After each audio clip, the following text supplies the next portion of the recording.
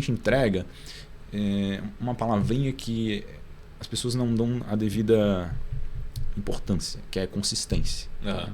Todo mundo quer saber do melhor fundo de ações de 2023, de 2022, aquele fundo que porrou num ano. Assim. Isso no longo prazo é quase irrelevante, sabe? A volatilidade ela serve para os dois lados. Eu sempre brinco assim, se um fundo rendeu 30% num mês, cara, olha o que esse gestor está fazendo. Olha o que esse gestor... Porque se ele rendeu 30% naquele mês, ele tinha quase a mesma chance de cair 30% naquele mês. Então, consistência é algo que a gente valoriza muito na DAO.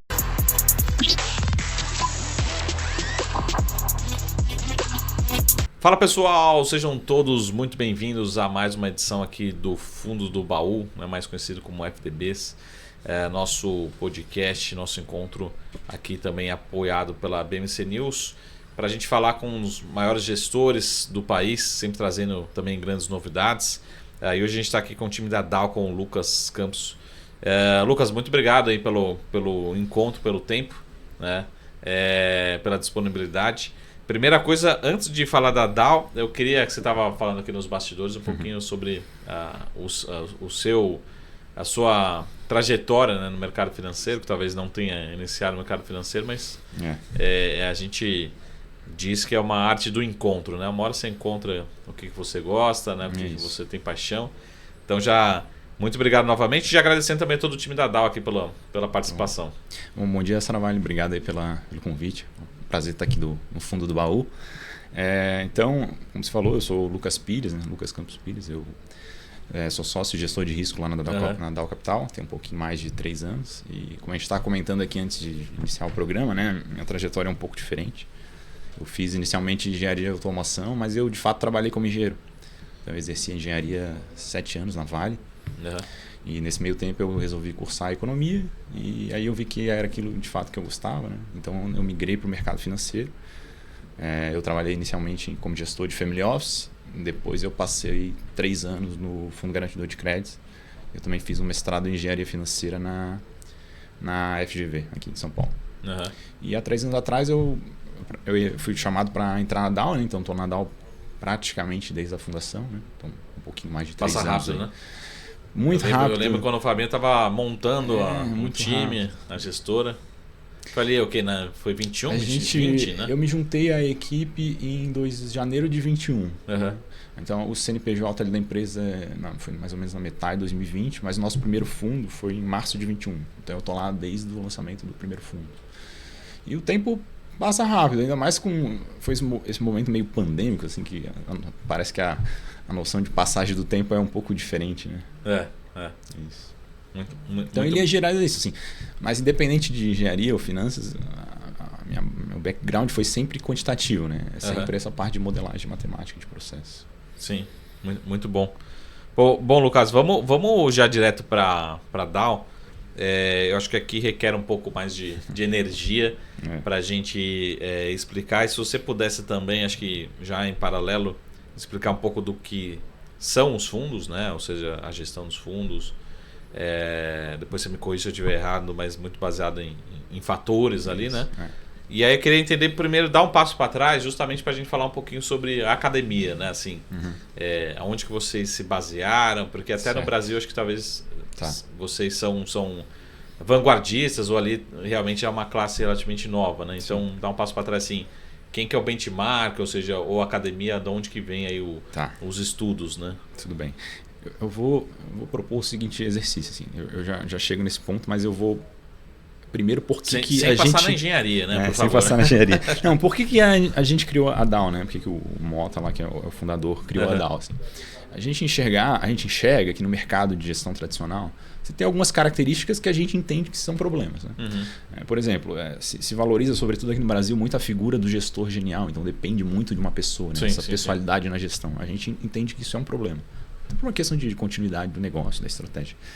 Também você tem pouquíssimo nível de processo, né? Não tem muito processo, pelo menos padronizado nas gestoras. Controle de risco, sobretudo em renda variável, é muito mal feito, né? É desprezado. E também ainda se usa pouquíssima tecnologia. Então, quando a gente criou a DAO, a gente pensou assim, vamos montar uma gestora que enderece esses problemas, né? E então, para endereçar esses problemas, a gente tem que ser diferente. Tem que fazer algo diferente do que o mercado faz. E para isso, a gente preferiu montar uma gestora que faz gestão de maneira sistemática e quantitativa dos seus fundos. Né? Então, então a ideia é isso, a gente veio para solucionar um problema. Então, hoje a gente opera principalmente ações Brasil. Né? Então, a gente tem um fundo long bias, né? Que é um fundo que tem direção de bolsa, e um fundo long and short, que é um fundo que não tem direção de bolsa. E para fazer a gestão desses fundos de renda variável, de ações Brasil, a gente utiliza a abordagem do Factor Invest. Aí que a gente chega no Factor Invest. Factor Invest é a metodologia de gestão dos fundos. Né? Então, assim, no final, continua sendo um fundo de renda variável. A gente compra ações, vende ações, né? A gente simplesmente usa essa metodologia para fazer a gestão dos fundos.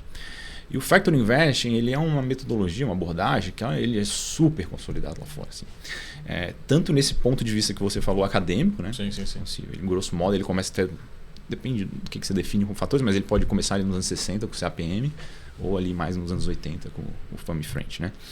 Então ele tem esse embasamento de literatura acadêmica, né? Então, assim, o Fama ganhou o prêmio Nobel, né? Mas ele também já tem 30 anos de indústria nos Estados Unidos. E não é indústria gestoras pequenas, com pouca gestão, não. São gestoras que fazem gestão de centenas de bilhões de dólares. Né?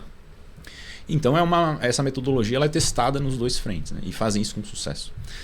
Aqui no Brasil é bem normal, né? Tudo chega aqui com um pouco atraso. Né? Então é algo que é bem incipiente ainda. A gente é um dos vanguardistas, né? Não somos os únicos, tá? Já tem gente que faz isso, né? Mas a gente resolveu empunhar essa bandeira um pouco mais forte. E ao longo desses 3 anos, que embora passaram rápido, mas a gente vê que está aumentando principalmente o conhecimento sobre Factor Investing e sobretudo, o interesse e também a receptividade por parte dos alocadores, das grandes instituições financeiras. Assim. Hoje, praticamente todos os bancos já têm research, né, nessa área, coisa que há 3 anos atrás não tinha. Então, eu gosto de pensar que a gente tem uma certa responsabilidade em popularizar um pouco essa metodologia que deveria ser mais utilizada aqui. Depois a gente pode até discutir por que ela não é muito popular no Brasil, né? Tem algumas justificativas. Tá. E assim, a gente tem... Beleza, fala assim, pô, tem uma base acadêmica legal, mas o benchmark na prática? Eu digo assim, porra, tem um fundo que implementou, quem que é a referência, e se você trouxer números mais palpáveis, pô, é um cara que consegue ter um retorno médio durante 20 anos, enfim... Aí depende muito da estratégia, né? Se é uma estratégia de relativo, de total return, ou se é uma estratégia meio direcional, né? Acho que depende muito da característica do fundo, tá? Mas assim, aí é uma opinião pessoal minha, né? A minha grande referência é a AQR, né? Do Clifford Harris, não somente pela parte de gestão, que eles são excelentes, tem fundos sofreram um pouquinho no passado recente, né? Até porque eles têm uma abordagem muito focada em velho, mas a nível de publicação, de disclosure que eles dão das estratégias assim, é muito bom, sabe? Então eles publicam muito artigo, então eles são bem portas abertas, assim, e é uma filosofia que a gente sempre tentou ter na Dow, né? A gente tem um blog, a gente publica bastante coisa, a gente é sempre bem aberto em relação à nossa metodologia de investimento, assim, a gente não tem esse medo de propriedade intelectual, acho que então, uma referência assim seria o AQR. Hoje, eu não sei quanto é que eles estão de AUM, mas eu acho que é na ordem de 300 bi de dólar. Tá? Então, é uma gestora bem significativa. Assim. E, claro, aí, isso é mais específico de Factor Investing.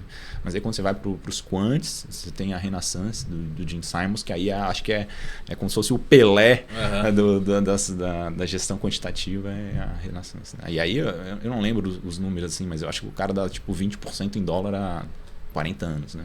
Caralho. Isso que ele cobra 4% de taxa de administração. Então isso já é líquido. Se eu não me engano, é 4% de administração e 40% de performance. Cacete. E mesmo assim ele ainda entrega 20% líquido para o cliente. Só que obviamente o fundo está fechado. E quando você traz aqui pro Brasil, assim, vamos começar na parte um pouco mais teórica, né? Bom. Mas como tropicalizar esses termos, né? No sentido assim... Por exemplo, sei lá, Value Invest. Pô, será que no Brasil existe Value Invest? Será que existe Growth? Eu vou brincar aqui, mas há 3 anos atrás, a Magazine Luiza era um case de Growth, né? Enfim, só fazer umas provocações, né? Sim. Como é que vocês tropicalizam toda essa teoria acadêmica aqui dentro dos modelos? Ótima pergunta. Antes do Saravalho, deixa eu só tentar dar uma pincelada do que seria um fator. Perfeito. Tá? E agora eu vou pedir desculpa para os acadêmicos, porque tem toda uma uma definição mais conceitual de prêmio de risco, mas eu não vou falar sobre isso. Tá?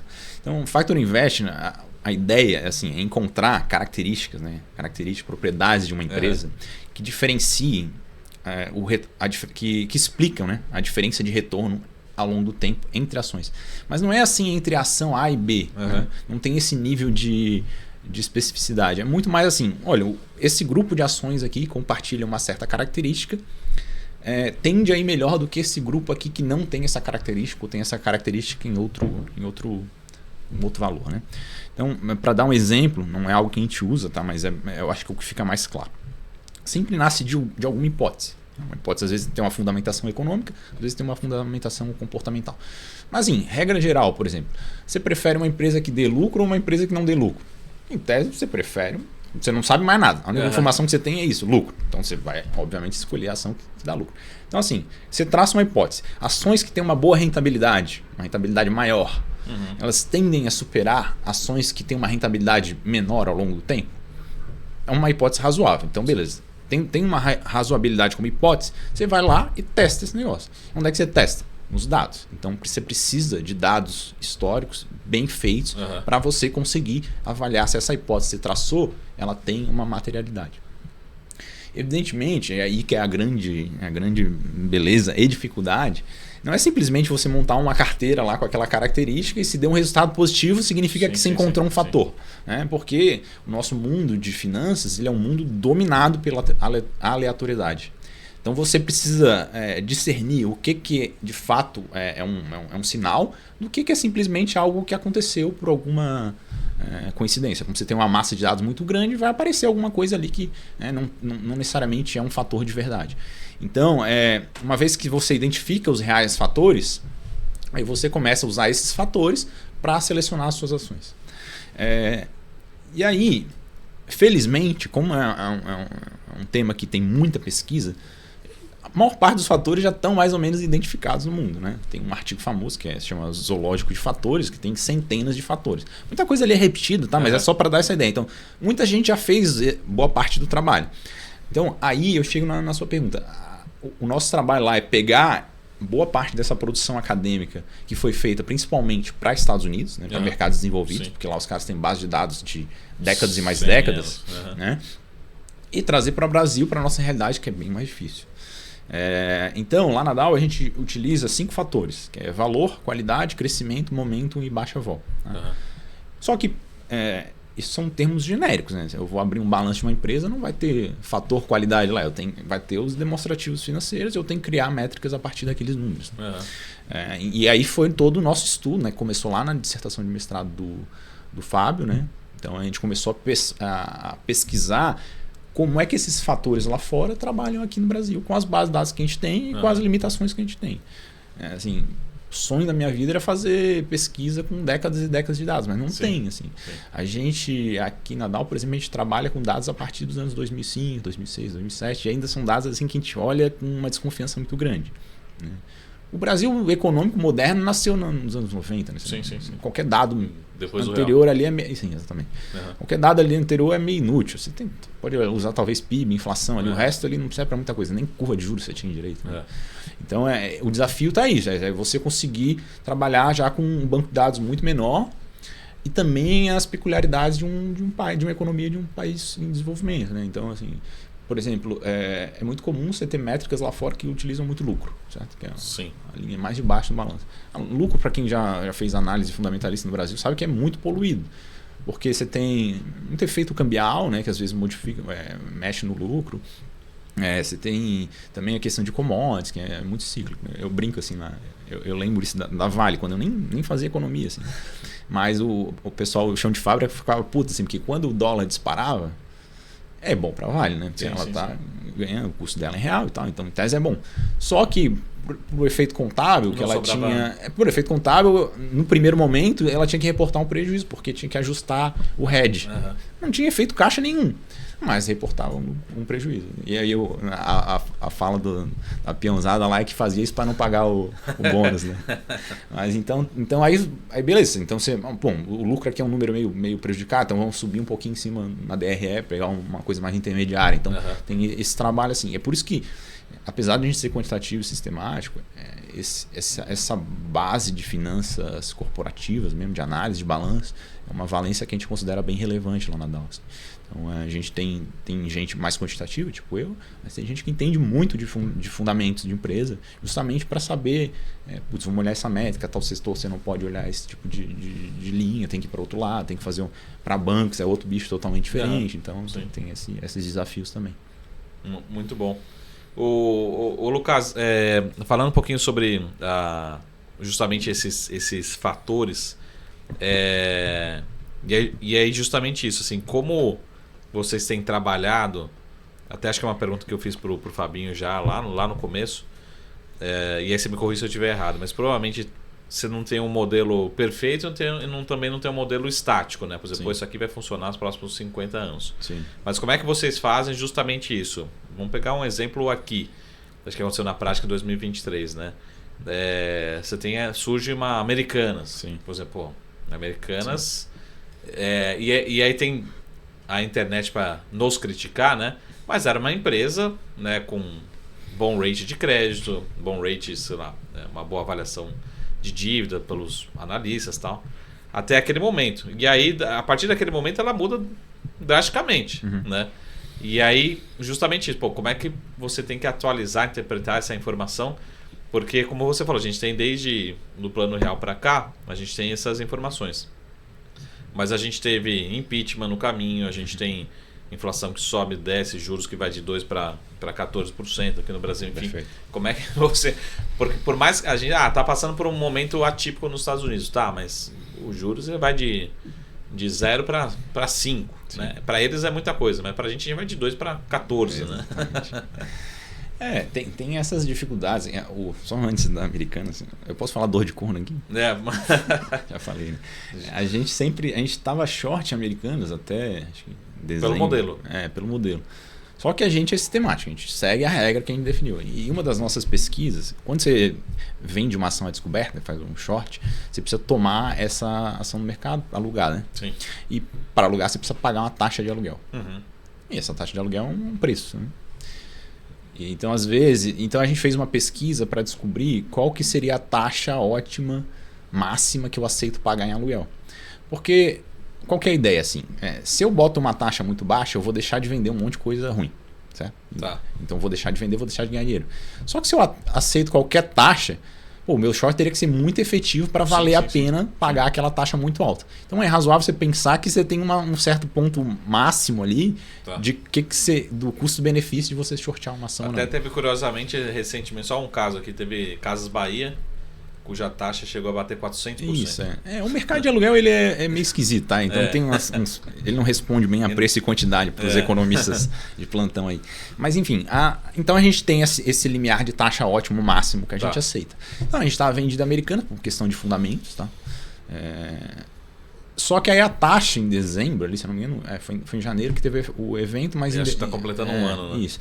Em dezembro, a taxa de aluguel tinha subido bastante. E pelo nosso modelo, a gente é obrigado a ir desfazendo a posição. É automático. Não fui eu que defini. Assim, vai subindo a taxa e vai ter que diminuir. Eu vou diminuindo a posição. E aí, chegou em janeiro, a gente já tinha zerado a posição toda. Então, a gente não pegou a queda. E aí foi interessante, porque o pessoal entra lá no Bloomberg e vê a carteira, né?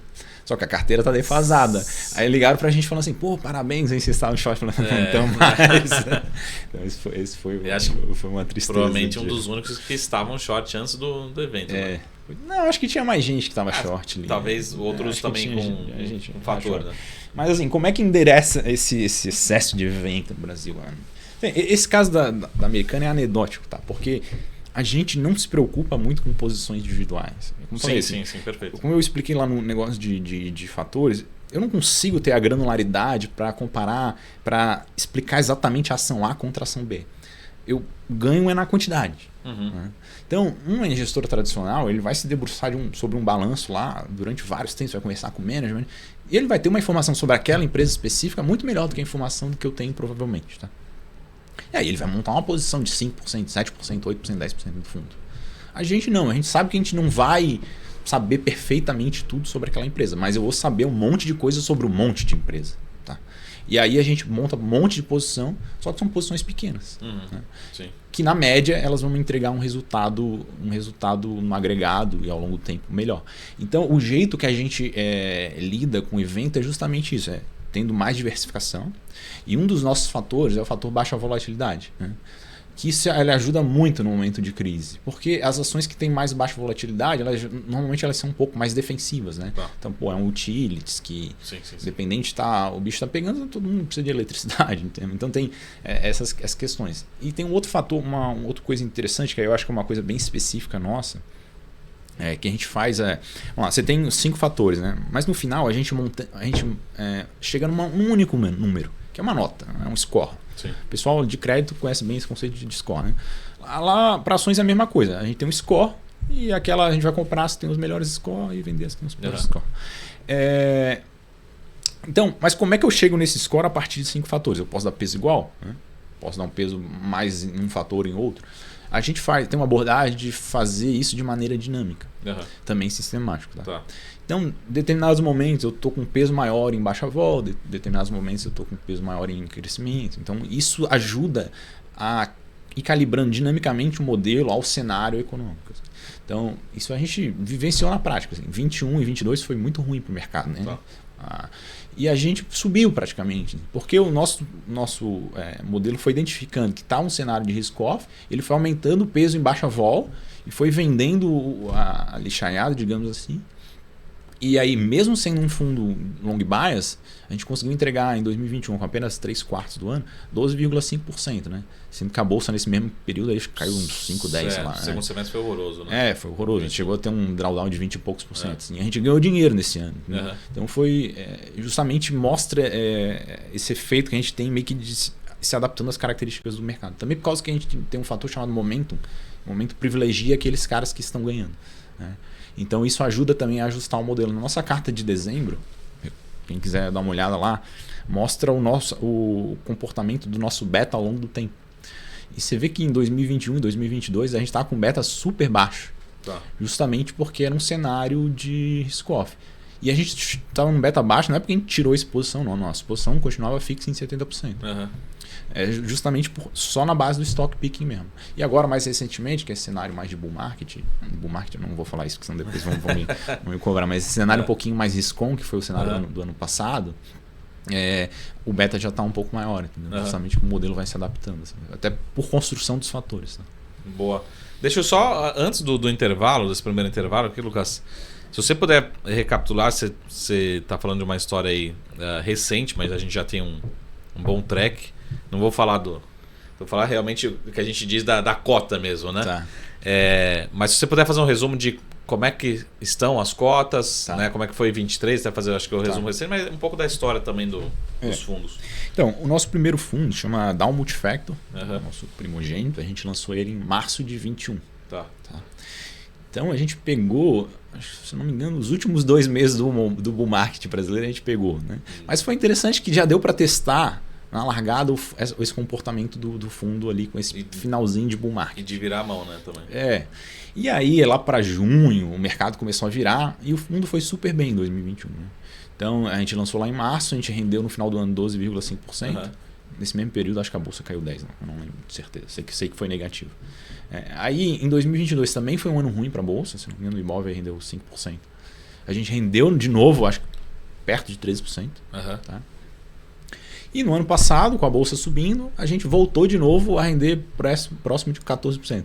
Então você pega os 3 retornos anuais, assim, por mais que 21 não seja inteiro, mas é quase inteiro, é 12,5, 13 e quase 14. Assim.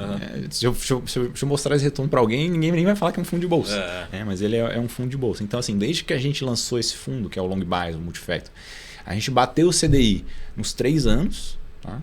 A gente bateu o nosso benchmark nos 3 anos, que o nosso benchmark não é o Ibov, né? Porque ele é um fundo de menos vol. É IPCA mais o yield da IMAB, né? Que é um benchmark bem difícil nesse período, inclusive. Mesmo assim, a gente bateu ele nos 3 anos e a gente bateu a bolsa em 2 dos 3 anos, né? E no agregado. Por que ano passado a bolsa foi super bem e a gente não vai tão rápido porque a gente tem uma parcela short bem relevante, né? Sim. Então esse fundo, o Multifactor, ele fica 100% comprado, só que ele tem um book vendido de 30%. Então a exposição líquida é de 70%. Tá. E eu sempre brinco que essa parte vendida ele funciona meio como um amortecedor, né? Então, a hora que o mercado dá aquela porrada para cima, você tem um amortecedor que é a parte vendida que vai deixar ele mais devagar. Mas na hora que o mercado cai, e ele cai bastante no Brasil, né? Esse amortecedor que segura a onda. É por isso que a gente conseguiu ganhar dinheiro 21, 22 com todos os long bias perdendo dinheiro. Tá? Então, a gente está bem feliz com o comportamento do fundo, que a gente entrega uma palavrinha que as pessoas não dão a devida importância, que é consistência. Tá? Todo mundo quer saber do melhor fundo de ações de 2023, de 2022, aquele fundo que porrou num ano. Assim. Isso no longo prazo é quase irrelevante. Sabe? A volatilidade ela serve para os dois lados. Eu sempre brinco assim, se um fundo rendeu 30% num mês, cara, olha o que esse gestor está fazendo. Olha o que esse gestor... Porque se ele rendeu 30% naquele mês, ele tinha quase a mesma chance de cair 30% naquele mês. Então, consistência é algo que a gente valoriza muito na Dow. É uma gestão de risco bem ativa. Então esse é o nosso primogênito, o carro-chefe da casa, o Multifactor. Aí, mais ou menos um ano atrás, a gente lançou um fundo long and short. Então, diferente do long bias, que tem essa direção de mercado, pequena, mas ela tem, tá? Então se a bolsa cair, é provável que o Multifactor vai cair. Vai cair bem menos, mas vai cair. O long and short não. O long and short ele é irrelevante em relação à bolsa. A correlação dele é zero. Tá? É o mesmo Bent, não? Não, aí é o CDI. É o CDI. Porque ele tem bem menos vol, né? O Multifactor tem uma vol de 13. Tá bom. E o Long and Short, que é o Defender, ele tem uma vol de 6,5. Então é mais ou menos a metade. Tá bom. E aí o benchmark dele é o CDI. Esse fundo ele tem um pouco mais de um ano. Ele tem uma versão de previdência e uma versão de... Agora é um 7.5, né? Antigamente era 5.5, eu ainda não gravei. Acho que é um 7.5. Então tem uma versão aberta e tem uma versão de previdência com a Icatu. Esse fundo, no começo, ele teve um pouco de dificuldade, porque aconteceu? A gente lançou ele no final de 22. E os fundos quantitativos, em geral, a gente nesse ponto a gente não consegue escapar muito. Sempre quando você tem alguma troca de regime, eles sofrem um pouquinho. Por quê? Porque a gente utiliza muito momentum. Alguns usam trade following, mas é a mesma ideia. Né? Então você aposta na continuidade do movimento. Então sempre quando você tem uma troca de regime... No caso, agora a gente está saindo de um regime de aperto monetário, né, de subida de taxa de juros, para um regime de redução de taxa de juros. Então você tem uma troca. Né? Então é natural que tenha uma certa reversão no mercado. Então sempre que tem essa reversão, a gente sofre um pouquinho. Então esses fundos, como eles são puramente fatoriais, eles apostam muito em momento, e o momento foi mal, eles sofreram um pouquinho. Não é que eles sofreram no sentido de perder dinheiro, não. Tá? Eles só estão um pouco abaixo do CDI por causa do começo. Mas nos últimos 6 meses ele já deu aí 130% do CDI, que é mais ou menos o que ele pretende dar ao longo do tempo. Tá? É um fundo bem bom. Eu particularmente até gosto mais dele do que do Multifactor. Assim, vai arrumar confusão em casa. Não, porque o Ibov às vezes ele cansa, né, a gente, né? A gente que... Ele é cansativo, assim, não é um S&P que você compra lá e esquece. Assim. A Ibov é sempre essa montanha-russa de emoções. Assim. Então, você não tem um direcional, às vezes, psicológico, dependendo do nível de apetite a risco da pessoa, é um pouquinho melhor. Uma pergunta que eu deixei no primeiro bloco é justamente isso. Entender quanto que vocês estão com gestão hoje, né? Ou se você tem dados, por exemplo, de Ambima, enfim, de quanto tem de recurso no Brasil, sobre, como você falou, lá nos Estados Unidos a gente tem fundos bilionários, né? E como é que tem sido esse processo? Né? A gente sabe que dentro de uma gestora todo mundo é um pouco comercial também, mas como é que vocês têm lidado com não só as plataformas, mas principalmente com o mundo institucional? Né? Se já é aceito, estão começando a entrar nos portfólios, como é que você tem visto essa alocação? Olha, é difícil dar uma resposta clara, porque a gente pegou um momento de mercado muito ruim. Nos últimos 3 anos ninguém queria saber de ações no Brasil. Ninguém nem está querendo saber de fundos, né? Em geral. Respingou para toda a indústria. Então é difícil avaliar se está sendo difícil só para a gente ou é um reflexo da indústria como um todo. Eu posso te falar o seguinte. Há 3 anos atrás eu ia falar com um alocador. A gente usa Factor Investing. Eu nunca nem tinha ouvido falar nisso. Né? Hoje praticamente todo mundo sabe. Assim, Tem, como eu falei anteriormente, tem um monte de banco que faz pesquisa em relação a isso, tem research, né? Então o sell side também já tá olhando isso. Agora, tentar dar uns números, assim. A gente na DAO, a gente cresceu praticamente com o dinheiro dos sócios e um ou outro alocador, tá? Então a gente cresceu de uma maneira muito orgânica, a gente não teve o famoso seed capital, né? Então a gente não está vinculado a nenhuma instituição financeira e tal. O equity é todo dos sócios, tá? Não tem ninguém de fora, então todo mundo trabalha lá. A gente bateu 120 milhões, tá? De novo, só de maneira orgânica. Num cenário aí que todo mundo estava tomando resgate. Então a gente conseguiu ir crescer devagarzinho, mas conseguimos crescer. E assim, o que eu posso falar? Na indústria, aqui no Brasil, tem algumas outras casas que usam o Factor Invest, né? Eu lembro de cabeça que tem a Vanguard, tem a Base, né? Que usam Factor Invest. Eu acho que a Cadima também tem algum book de Factor Invest dentro do long bias deles, mas não é um produto só de Factor Invest. Tá? Então são nomes, todos fazem bons trabalhos, tá? Acho que a DAO é melhor, mas todos fazem bons trabalhos, mas ainda é irrisório, é irrisório assim, no mercado inteiro de equities é bem pequeno. Tá? Lá nos Estados Unidos você tem muito também, porque a gente tem um produto multifatorial, mas nada me impede de eu pegar um desses fatores, expurgar e falar assim, eu vou lançar um fundo só de momento. Né? Então lá fora... Já está fazendo spoiler aqui, contando umas novidades. Isso. Não, a gente tá no pipeline, mas não tá pronto não. Mas isso é bem comum lá fora. Tá? Só que aí, geralmente, como é um negócio mais simples, você não precisa lançar um fundo para gerar alfa. Né? Esse é um fundo de beta, um beta diferente, mas é um fundo de beta. Então lá tem muito ETF. Isso que eu ia perguntar. A hora que você bota ETF lá fora, então o share é muito maior. Aqui no Brasil nem tem, assim, eu acho que dá para falar que small cap é um fator. Sim. Então você tem um ETF de small, né? Mas os outros ETFs aqui não são nem muito relacionados a fatores. Então hoje ainda é uma parcela infelizmente relevante. Mas eu acho que é inexorável, assim. Vai crescer o share. Porque no mundo inteiro assim, por que isso vai ser diferente, né? Então... Eu ia fazer uma pergunta, mas depois eu volto a essa pergunta, mas até inclusive fazendo um brainstorming aqui ao vivo. Tá. Se funcionar, depois eu vou cobrar o royalties aí. Tá bom. Mas você não acha que faz sentido vocês serem vanguardistas e vocês abrirem esses ETFs? Tá, excelente pergunta. É uma discussão interna que a gente tem. Qual que é o problema que a gente enxerga no ETF, no mercado brasileiro? O gestor não é o dono do índice. Na prática, o ETF você tem que seguir um índice.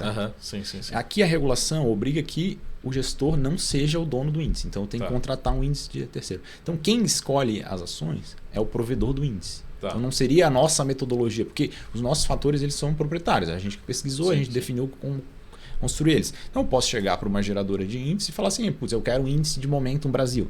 Ele fala, eu tenho a minha metodologia, é essa aqui. Tá? Então, e no final, o gestor ele vira um mero executor daquela lista que o provedor de índice fornece. Tá. Então, por isso, a gente não descarta totalmente a possibilidade de ter um ETF. Tá? Mas hoje, o que a gente tem mais em mente é abrir um fundo que a gente chama de Smart Beta. Tá? Que é quase como se fosse um ETF, só que ele não é um fundo negociado. Então, ele é um fundo aberto normal. Só que a ideia é até ter um custo mais baixo, né? Porque como ele é uma gestão mais simples, eu não estou ali para entregar alfa, estou para entregar beta. Se eu estou ali para entregar beta, eu tenho que cobrar menos. Né? Então é quase como um fundo passivo. Então a gente tem isso como objetivo de lançar no futuro também fundos Smart Beta dos fatores separados. Tá? Então não é um fundo multifatorial como são os nossos produtos atualmente. Boa. E voltando à pergunta inicial, era assim... se você tem alguma visão de quanto que essa classe de ativos ela compõe as carteiras de institucional ou family office nos Estados Unidos e quanto você acha que hoje e para onde que a gente vai? Por exemplo, hoje é zero. Hoje é zero. Hoje é zero. Eu não tenho esse dado assim, mas a última vez que eu tinha visto, tá, a parte de equities em sistemático quantitativo, nos Estados Unidos era 30%.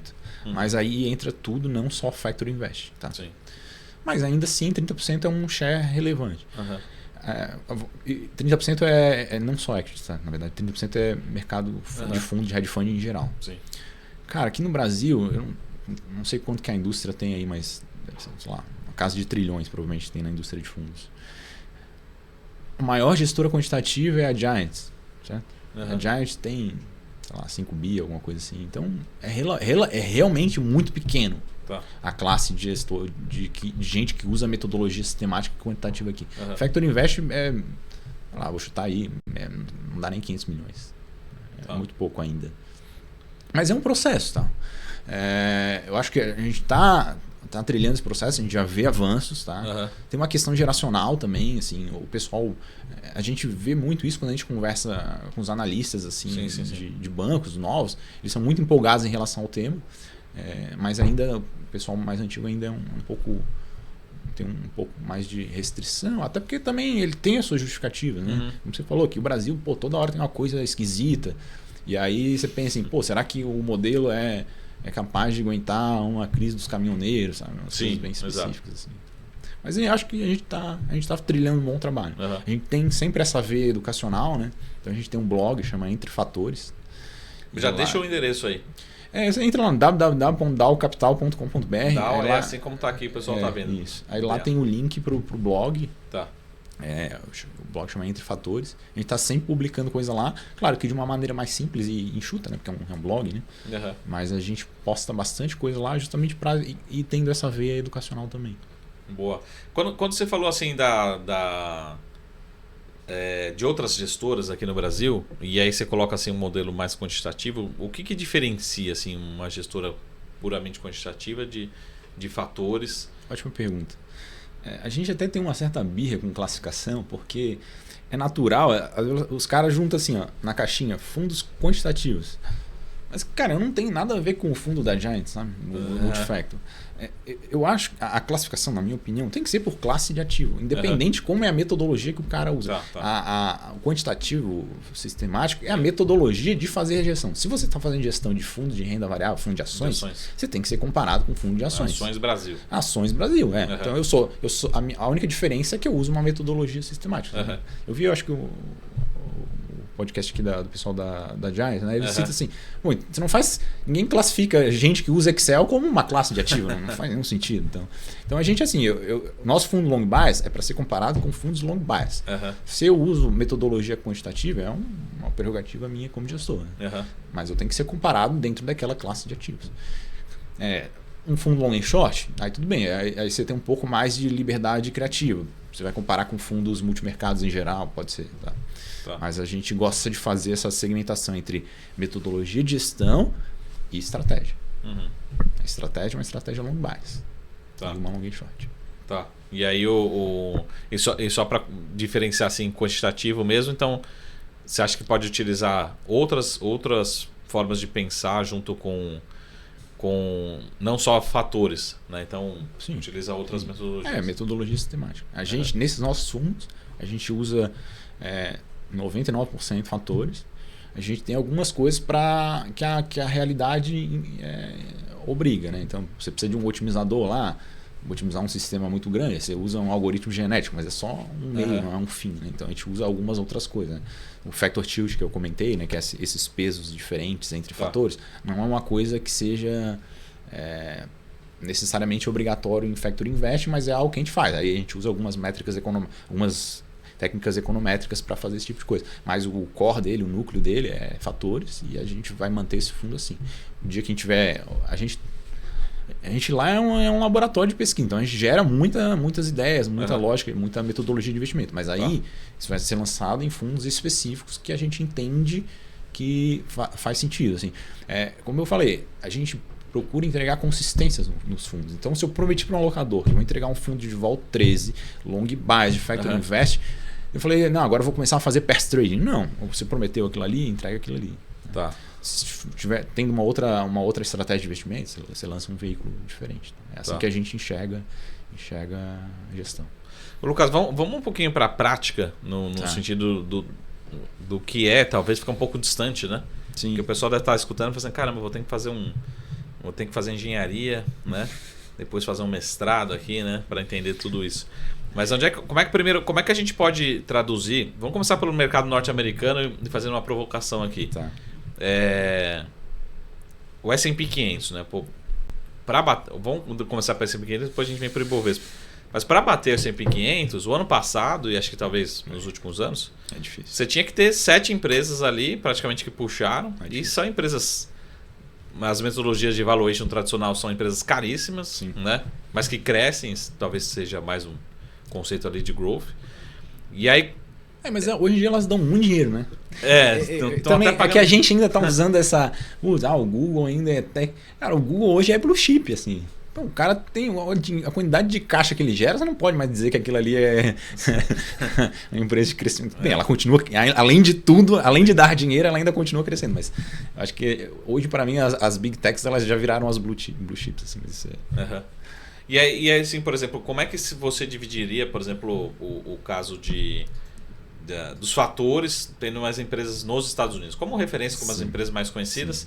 Até estava vendo uns gráficos aí essa semana, falando que talvez esteja chegando a hora do Value Invest, enfim, das empresas de value nos Estados Unidos e tal, mas também só está apanhando, assim, apanhando, digo assim, no relativo, né? Que o valor é um estilo de investimento que às vezes é ingrato, né? Você demora. Tipo, tá barato, mas vai ficando mais barato, exato, fica mais barato e fica mais barato. Quando ele fica caro, que aí você ganha dinheiro, o seu cliente já foi embora. Né? Então é uma estratégia que você tem que usar ela agregando com outros fatores. Tá? A combinação, especificamente a combinação valor e momentum é muito boa. E aí, como eu queria só tangibilizar um pouco assim para traduzir, depois lógico que a gente vai... Olha, realmente bater o S&P é bem difícil, né? A gente faz pesquisa lá para fundo offshore e lá o mercado já é bem mais arbitrado, já tem muita gente fazendo isso, né?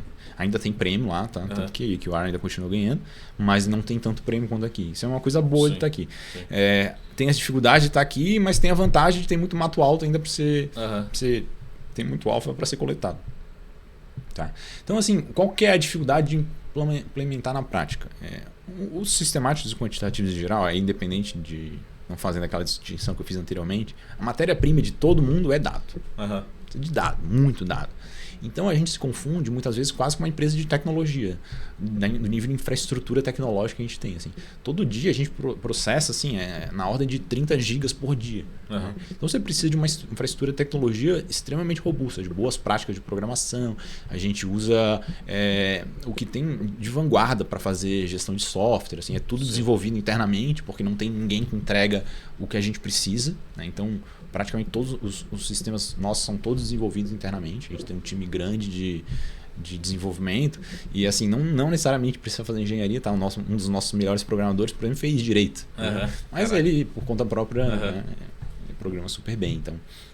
Então realmente assim, como eu brinquei anteriormente que a gente tem uma nota por empresa, no final eu vou comprar e vender. Sim. É isso, é simples assim, é uma lista ordenada. Sim. Mas até eu chegar nessa lista, você tem todo dia tem uma série de rotinas que você tem que executar. Assim. Muita coisa roda de madrugada, né? Então enquanto a gente está dormindo, as nossas bases de dados são processadas. Quando você acorda de manhã, você pega o relatório de processamento para ver se tudo rodou certinho. Né? Aí você pega o resultado dos fundos, gera o novo modelo, compara com o modelo como o fundo está atualmente, calcula a diferença dos dois e gera as ordens. Né?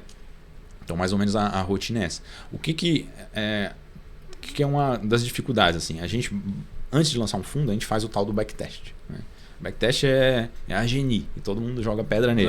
O backtest não funciona e não sei o quê. E sim, o backtest ele tem um monte de limitações, mas é melhor do que nada. Né? Pelo menos você tem alguma coisa ali para usar. Então é a sua plataforma. Então, beleza, você encontrou um negócio que no backtest funciona, aí você tem que levar ele para a vida real. E aí tem 2 pontos. Tá? Saber se aquilo que te deu o resultado continua existindo, se o tal do prêmio de valor continua existindo, se o prêmio de momento continua existindo. Isso não tem como saber. Né? Isso é um ponto. E 2, você tem que saber se você consegue implementar aquele backtest. Né? Custo de transação, se tem o volume necessário em todas as ações, se tem aluguel disponível, se eventos societários, tem que aprender a lidar, empresa que trocou o ticker. Assim, pode parecer umas coisas simples, mas quando você faz uma pesquisa acadêmica, você não precisa se preocupar com isso. Na prática, isso é enjoado. Assim. A gente faz muito short, o mercado de aluguel ele é super opaco, assim, ele não é um mercado líquido, ele é de balcão, então tem algumas limitações, mas tudo a gente tenta automatizar, né? Justamente porque a gente não gosta de fazer esse trabalho repetitivo que a gente acha que não agrega nada. O que agrega a gente é desenvolver. Então a nossa rotina de gestão dos fundos ela toma 30% do dia. Uhum. Porque tudo que é difícil a gente tenta automatizar. E os outros 70% é pesquisa. Então a gente pesquisa o tempo inteiro pesquisando e desenvolvimento. E também desenvolvendo os nossos próprios sistemas. Assim, é uma gestora que, como ela é diferente, o dia a dia dela também é um pouquinho diferente de uma gestora tradicional. Uhum. Uma pergunta que eu ia falar para você, e aí você, aqui abertamente, né, estamos entre amigos, você fala, não, pô, você falou uma grande besteira, mas como é que vocês lidam? Eu estou fazendo uma consultoria, você percebeu aqui, né? Tá. Mas como é que você lida assim com eventos um pouco mais subjetivos, não são tão objetivos? Vou te dar um exemplo que aconteceu esse ano, inclusive de 24. Teve uma empresa listada em bolsa que ela deixou o novo mercado, né? Ela fez um movimento inverso. Sim. Estou falando aqui que governança talvez seja um pouco... vendido nela. Não vamos falar nomes aqui, né?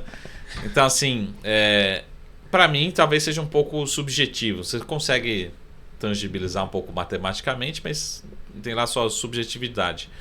A hora que ela veio com essa notícia, a ação, se fala a memória, ali, em poucos dias caiu 15%, 20%. Né? Mas como você consegue implementar, e de novo, voltando no início do papo, né? Tendo essas jabuticabas que tem no Brasil, né? Empresa que sobe de governança, vai para governança, enfim. Como é que a gente endereça isso? Assim, eu não tenho como tratar evento societário, porque eu não tenho uma base de dados bacana em relação a isso. Como é que a gente lida com isso? O gestor sistemático, quantitativo em geral, ele não vai fazer grandes apostas. Né? Sim. Eu não vou ter uma posição muito relevante. Perfeito. Né? Então, hoje no nosso fundo long bias, a nossa posição long comprada maior é 2 e pouco por cento. Tá? Eu gostaria que fosse menos, mas infelizmente a gente não tem tanta massa de dados, massa de ações mesmo disponíveis. Não tem matéria-prima. Não tem matéria-prima. E na parte vendida é ainda menor, né? Cerca de 0,8% o máximo. Tá? Então, esses eventos acontecem, não tem muito o que fazer, tá?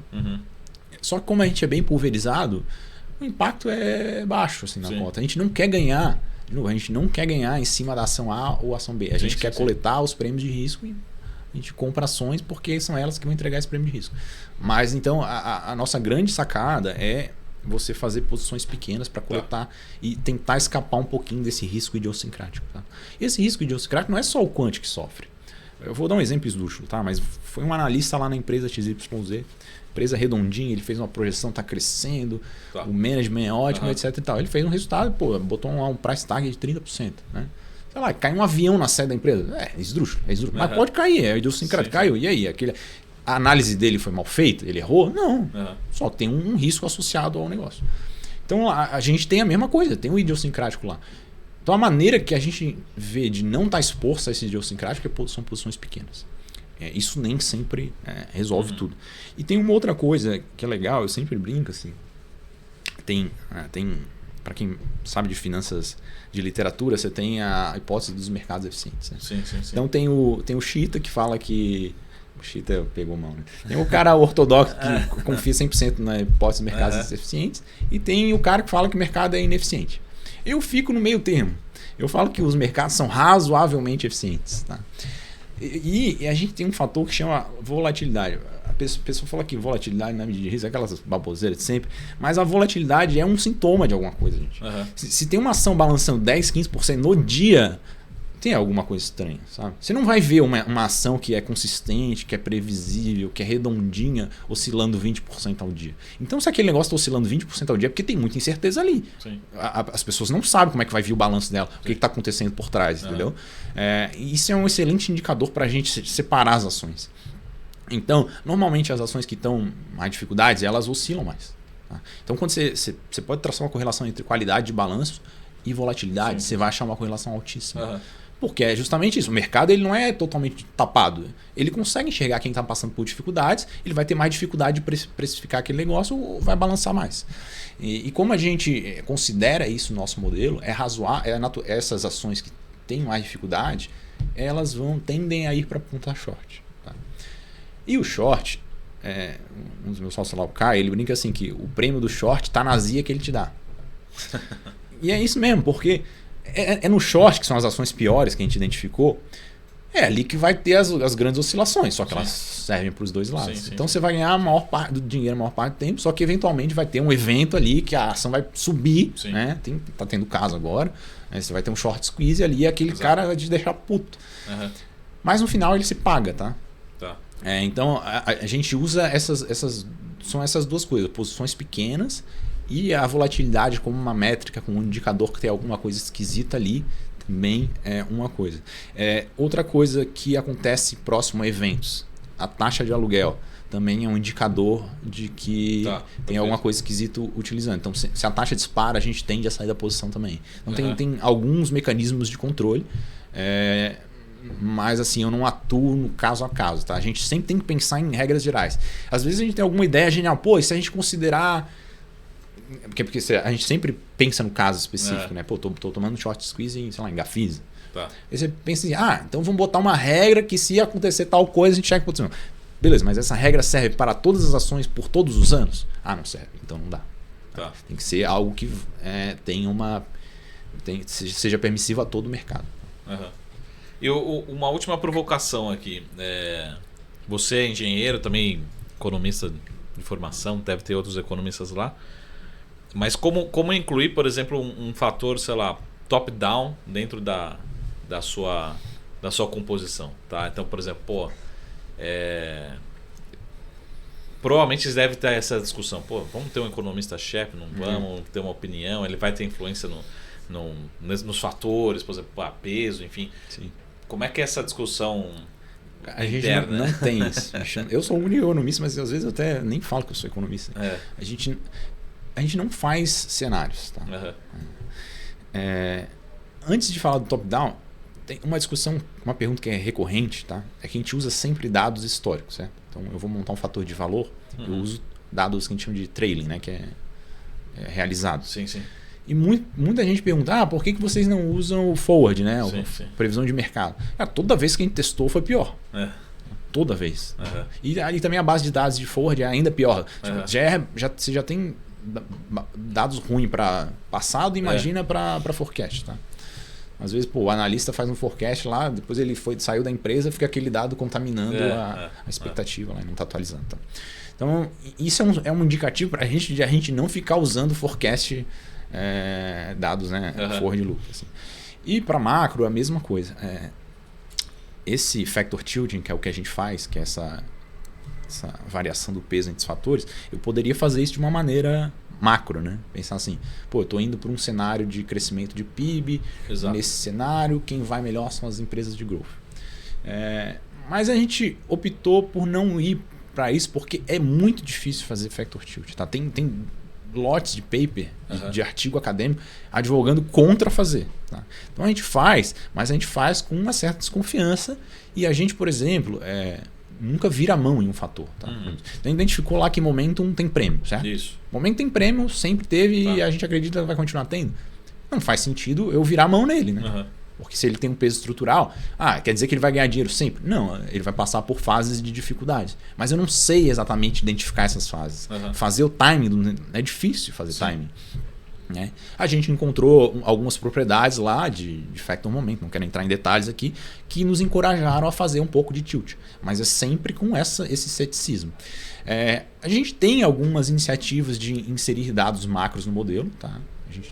A gente usa informação de curva de juros para influenciar no factor tilt, mas é bem leve ainda, tá? A gente não conseguiu encontrar grandes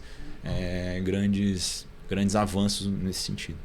É fundamental quando você está trabalhando em abordagem sistemática, é muito importante você ter honestidade intelectual, assim, é com você mesmo, né? Então, não é porque o negócio deu um resultado positivo que você tem que implantar. Assim. Você tem que... É bom... alguém já usou esse negócio? Se der errado, o que vai acontecer? Então, assim, não é toda melhoria que simplesmente dê um Sharpe maior que a gente toma pro modelo, não, tá? A gente é bem criterioso em relação a isso. Então, nessa parte de macro, até hoje, a gente não conseguiu identificar grandes coisas para melhorar o modelo, não. Boa, muito bom. Lucas, passa muito rápido. Passa, né? Obrigado. Quando a gente é apaixonado, o negócio vai rápido mesmo. Obrigado pelo tempo, pela disponibilidade. Eu sou muito curioso, né? Adoro o assunto, adoro o tema. Queria parabenizar todo o time, principalmente o Fabinho, pela coragem aí também de levar à frente, né, o tema. Deixa aqui os contatos, né, da DAO para quem quiser conhecer. Acho que lá também tem, como você falou, blog, tem onde os fundos estão disponíveis nas plataformas, quem quiser alocar. Eu acho que o melhor caminho é o site, né, www.daocapital.com.br. Lá você tem o link para tudo. A gente é bem ativo no LinkedIn, né? A gente tem um Instagram, chama dao.capital, mas eu confesso que a gente é meio avesso à rede social, então não aparece muito. Mas pelo site consegue entrar, lá vem tudo. O nosso fundo Long Bias está disponível praticamente em todas as plataformas. O Long and Short está disponível no BTG, se eu não me engano. Então é isso, eu agradeço. E tem o Prev também tem o Prev na Icatu também, que dá para investir pelo BTG. Então agradeço aí, foi bem legal.